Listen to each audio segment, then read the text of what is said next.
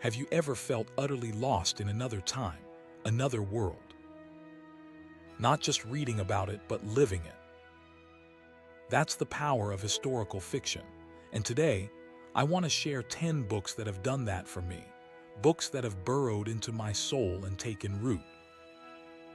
I've devoured over 100 in this genre, and these aren't just favorites, they're sacred. They're the ones I'll be urging you to read until my voice gives out. Before we begin, a little game. I've mentioned some of these before, especially on the Brothers Gwyn channel.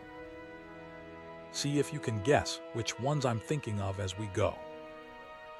Let me know in the comments, I'm genuinely curious. But enough preamble. You're not here for my rambling, you're here for the books. Let's start with number 10, True Grit by Charles Portis. This is a Western, and yes, I firmly believe Westerns belong within historical fiction. True Grit is lean, sharp, and packs a punch. I'll admit I watched the films first, a cardinal sin, I know, but it didn't diminish the experience of the book at all. It's a raw, unflinching story of revenge, centered around Maddie Ross, a young girl who is, quite simply, unforgettable. She's a child, yes, but possesses a cunning and determination that feels ancient. She doesn't ask for permission, she takes control. Her father has been murdered, and the law has failed her. So she sets out to find his killer, enlisting the help of a grizzled, flawed lawman. The dialogue in this book is exquisite. The dynamic between Maddie and her companions, their clashes, their growth, their surprising tenderness, it's all beautifully rendered. It doesn't romanticize the West, but it's deeply, achingly human. It's got the gunfights and the horseback chases, all the elements we expect, but it also carries a weight, a sense of moral ambiguity. America in Portis's vision is a harsh, unforgiving place. True Grit is surprisingly short, but it hit me with the force of a much longer novel. I finished it last year, and I'm already planning a reread, which says everything. Moving on to number 9, one I've talked about extensively with the Brothers Gwyn, Dreaming the Hound, Book 3 of the Boudica series by Amanda Scott. This plunges you into the heart of the British rebellion against the Romans. We all know of Boudica, but Scott brilliantly fills in the gaps, immersing you in the culture, the beliefs, the very air of the time. It doesn't overwhelm you with detail, but it feels utterly authentic, as if you've been transported back in time. What sets this series apart is its balance. Epic battles clash with intimate character studies. You become deeply invested in a small cast of characters, and their fates genuinely matter. Dreaming the Hound is particularly gripping. There are moments that absolutely broke my heart. The ending, I was physically sweating, paralyzed with fear, unable to put the book down. It's a whirlwind of emotion, a breathless journey. It's a masterpiece of pacing and tension. I haven't yet had the courage to read Book 4, terrified of the heartbreak to come. It's a testament to the series' power. Now a sharp turn. Number 8, Blood Meridian by Cormac McCarthy. This isn't a book you enjoy in the traditional sense. It's a book that haunts you. It's a descent into darkness, a brutal exploration of violence and the human capacity for evil. Judge Holden is one of the most terrifying, magnetic villains ever created. McCarthy has an uncanny ability to create characters that both repel and fascinate. The judge is charismatic, persuasive, and utterly devoid of morality. Blood Meridian dismantles the romanticized myths of the American West, exposing its brutal reality. It's inspired by the accounts of a real-life gang, and the savagery on display is relentless. It's a deeply unsettling read, and I wouldn't recommend it lightly. You'll need something light-hearted to follow it up. But it's a powerful, unforgettable experience. Many consider it McCarthy's masterpiece, and while The Road remains my personal favorite, Blood Meridian is undoubtedly exceptional. At number 7, we journey into the realm of Arthurian legend with Excalibur by Bernard Cornwell, the third installment of his Warlord Chronicles. From childhood, the stories of Arthur and Merlin have held a special allure.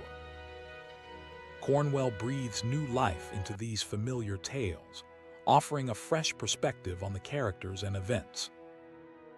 We follow Derval, a previously overlooked figure in Arthurian lore, who becomes instrumental in the legendary king's rise. Cornwell masterfully weaves a framing narrative, with the older Derval recounting the events of his youth. The conclusion of this trilogy is simply stunning, deeply moving, and brought me to tears. We know the tragic fate of Arthur, but Cornwell finds ways to surprise and challenge our expectations. His portrayal of Lancelot in particular is a revelation. He presents a hero who is, in reality, deeply flawed and ultimately destructive. It's a bold, provocative take on a beloved character. If you're a fan of fantasy, this is a fantastic entry point into historical fiction. Moving to number 6, we have Arthur by Charles Christian, the third book in his Arthurian Tales trilogy. Each book is a standalone companion piece, offering a unique perspective on the Arthurian mythos. This novel interweaves two timelines, one following a cynical mercenary named Baron, and the other tracing the early life of Arthur Pendragon. We see Arthur not as the legendary king, but as a vulnerable, developing boy, and it's incredibly compelling. Christian's prose is lyrical and evocative, and he beautifully subverts the familiar tropes of the legend. Like Cornwell, he challenges our assumptions about the characters and events. This is a recent release, and it's a testament to the enduring power of the Arthurian myth. Now we travel back to ancient Greece with number 5, Gates of Fire by Stephen Pressfield. This is a visceral, unrelenting account of the Battle of Thermopylae and the 300 Spartans who made their last stand against the Persian army. It's a story of brotherhood, duty, and sacrifice. Pressfield doesn't shy away from the brutality of war, but he also captures the unwavering courage and discipline of the Spartan warriors. The novel is structured as a chronicle, narrated by a survivor of the battle. The characters are complex and flawed, and their relationships feel authentic. The philosophical undertones are thought-provoking, exploring themes of freedom, honor, and the meaning of life. Gates of Fire is often recommended reading for Marines, and it's easy to see why. It's a powerful, inspiring story that transcends time and culture. At number 4, we return to the ancient world with The House of the Golden Door by Elodie Harper, Book 1 of the Wolf Den trilogy. This series plunges you into the dark, dangerous world of Pompeii, exploring the lives of the enslaved women who toiled in the city's brothels. It's a harrowing story of survival, resilience, and the bonds of sisterhood. Harper's prose is stark and unflinching, reflecting the harsh realities of Amara's existence. The power dynamics are complex and unsettling, but Harper explores them with nuance and sensitivity. The characters are richly drawn and deeply compelling. You feel their pain, their fear, their desperate hope. This book will break your heart, but it will also leave you with a profound sense of admiration for the strength and courage of these women.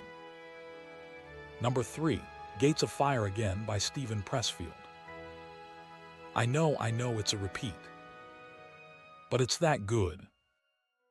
It's a book I revisit every few years, and each time I discover something new. It's a masterpiece of historical fiction, a story that stays with you long after you've turned the final page. It is simply a must-read.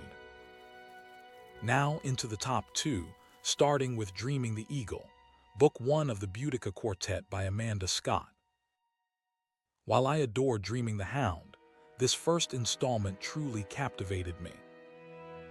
It's the foundation of the series, introducing us to the complex world of ancient Britain and the charismatic characters of Bran and Briac. We witness their growth, their struggles, and their blossoming skills, the seeds of the rebellion to come. Scott's attention to detail is remarkable. You feel immersed in the culture, the landscape, the very essence of the time. The characters are deeply relatable, even amidst the epic backdrop of warfare. This is a series that has completely consumed me.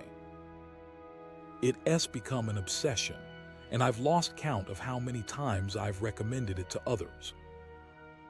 Many have picked it up thanks to the brothers Gwyn and their enthusiasm confirms my own. This series is magic. And finally, at number 1, my all-time favorite historical fiction book, Enemy of God by Bernard Cornwell, the second installment of the Warlord Chronicles. This is where Cornwell truly elevates his craft. This isn't just a retelling of Arthurian legend. It's a deconstruction, a reimagining that is both heartbreaking and exhilarating. Enemy of God explores the darker aspects of the story, the tragedy and betrayal that ultimately lead to Arthur's downfall. The pacing is perfect, the characters are unforgettable, and the prose is simply stunning. I wept openly at multiple points throughout this book. Cornwell has an uncanny ability to manipulate your emotions, to draw you into the story and make you feel everything the characters are feeling. Derval, in particular, comes into his own in this installment, evolving into a complex and compelling character. This is a book I will reread countless times, a book that will forever hold a special place in my heart. So there you have it, my top 10 historical fiction books of all time. I hope I've inspired you to pick up a few of these and lose yourself in another time, another world. Let me know in the comments which ones you choose and what you think of them. And remember, reading isn't just an escape. It's a journey of discovery, a chance to connect with the past and to understand ourselves a little better. Happy reading!